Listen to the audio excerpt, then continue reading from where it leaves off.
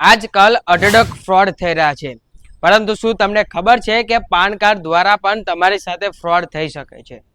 PAN card દ્વારા fraud ના થાય અને તેની સેફટી માટે શું કરવું જોઈએ, ચાલો જણાવું. તમને પ્રશ્ન હશે કે પાન કાર્ડ થી વળી કેવી રીતના ફ્રોડ થઈ શકે?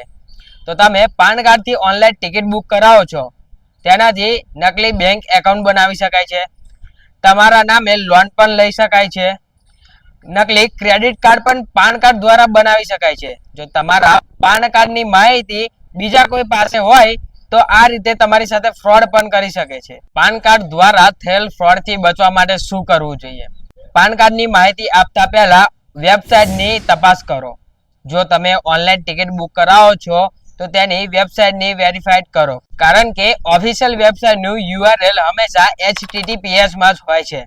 અજાણ્યા વેબસાઇટ અથવા કોઈ લિંક ઉપર ક્લિક કરશો નહીં અને તમારા લેવડ દેવડની ટ્રેક રાખવું તે જરૂરી છે. બસ આવી સતત માહિતી મેળવવા માટે અમારી સાથે જોડાયેલા રહેજો.